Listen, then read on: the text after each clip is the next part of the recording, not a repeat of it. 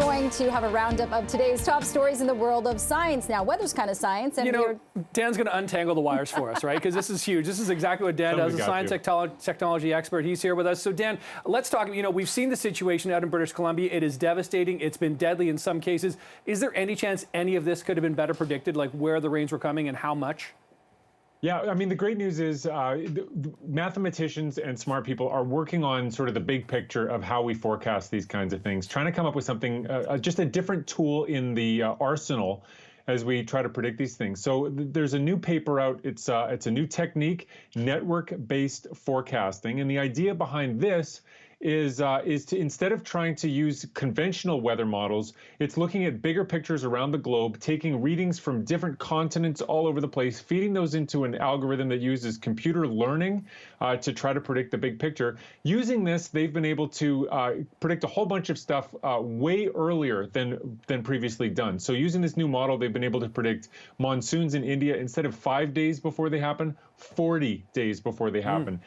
Looking at things like polar vortices coming down off the North Pole and making things very frigid in Canada for a long time. They can predict those with about a week's warning. And so these kinds of techniques are coming into play. They've not yet been applied to the West Coast for things like the flooding that we saw in BC, but used with the kinds of modeling that Bill and other great meteorologists use to predict what's coming.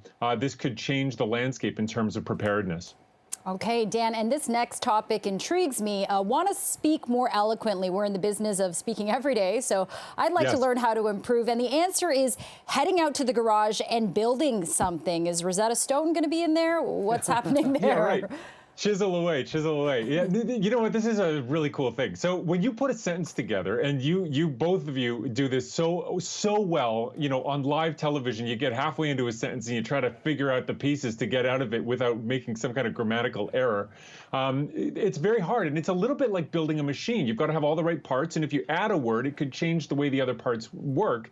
It's a little bit like if you have a complex machine that you've built, a three-dimensional thing with a motor or something like that, putting another part in there and how that changes everything, how the gear ratios all change. Well, it turns out that when you scan the brains of people doing those two types of exercises, the same part of the brain lights up. They really are analogous. And in a new study that has got a lot of people very excited, myself included, they trained people on building tools, and they got better at their language. And they trained people at their language, at syntax, and they did better at building stuff. And so it really does, it's the same part of the brain, and working it out either way is going to help you in both sides of that coin. Does it work in reverse? Does it work for IKEA furniture? If you can't build anything in the garage? Yeah, no kidding. I'm kind of useless. It's a good question. I think the idea is that if you can do live TV and you can talk into a camera and keep things flowing like you guys do, it might be that when you get out to the garage, you've got amazing skills. Or maybe it would just show up when you're playing with Lego with kids. Who knows? Could be. I was doing a lot of that this weekend. I always knew why I was good at assembling IKEA furniture. Now I have the answer. Thank you, Dan. All right, well, Dan, this is always such a snappy segment, but we're going to talk about snapping our fingers. It's apparently more than a trick. It's a means of communication fine-tuned by evolution. Let's get into this one. Yeah, so this is cool. It's not just for fighting for the Jets and the Sharks. When you snap, you send a communication out. I've always just dismissed snapping as kind of a neat thing that you learn when you're a kid, and it's not very useful, and you shouldn't use it to get the waiter's attention at a restaurant because it's very rude. But if you think about it, hunting or gathering with other people, it's a quick way to get somebody's attention at a distance without using your voice. So if your mouth is full or something, you can use it. A new study shows that our hands are built perfectly for it. The coefficient of friction in our fingers is ideally suited to make this a very fast motion. It takes about 7 milliseconds, and because it's so fast, it's loud. And when you change the coefficient of friction, you don't get as loud a noise. So our hands, they're built for a lot of things, but snapping is one of them. And I'd never thought of them that way, but a new study shows that they are built perfectly for it. It must have been very important for us as we evolved.